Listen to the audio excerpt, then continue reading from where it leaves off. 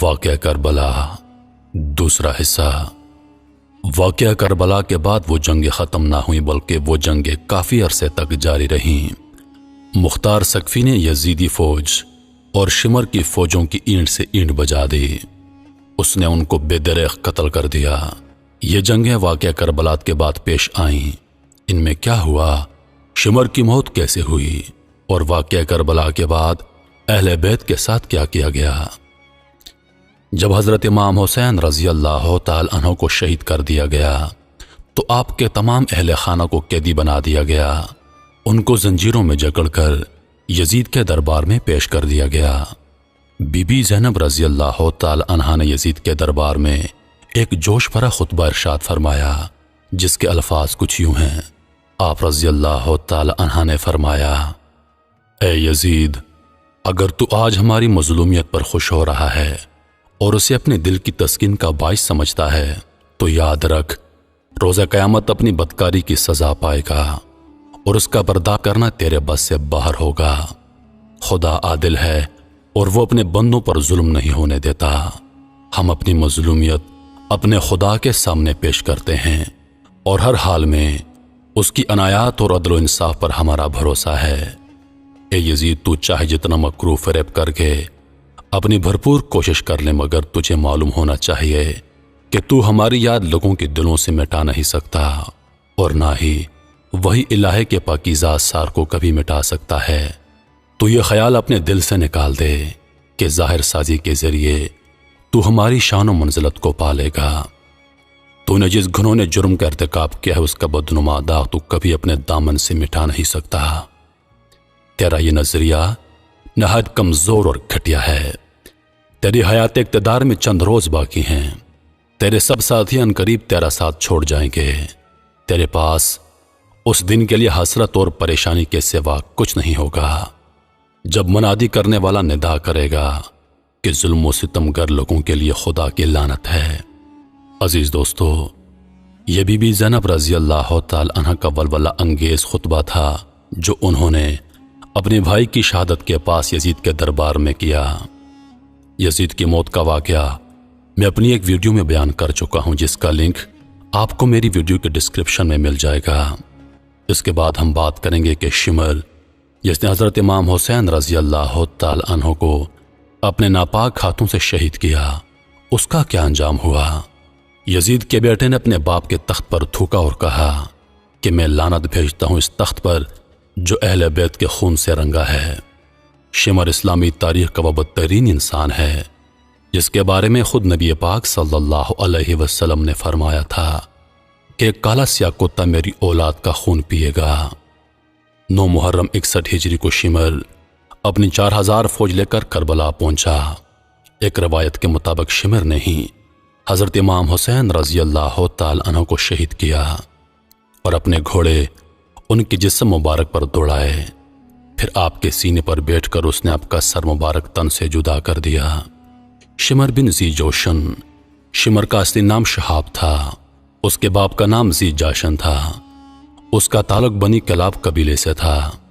حضرت عباس کی والدہ بھی اسی قبیلے سے تعلق رکھتی تھی۔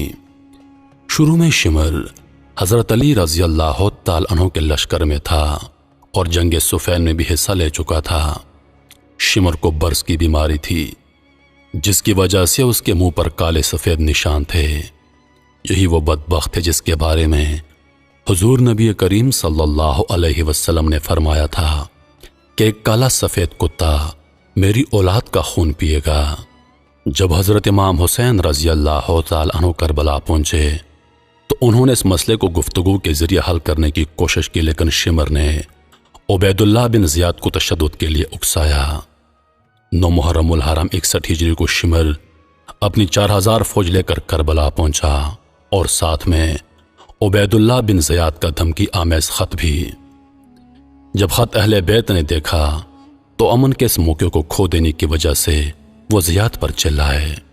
شمر کو اس فوج کا کمانڈر بنا دیا گیا۔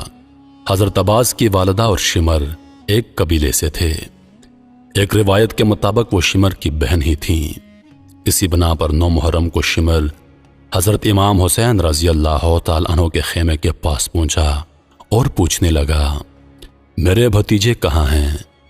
ये सुनकर अब्बास, अब्दुल्ला, उस्मान और जाफर बाहर आए और पूछने लगे, तुम क्या चाहते हो?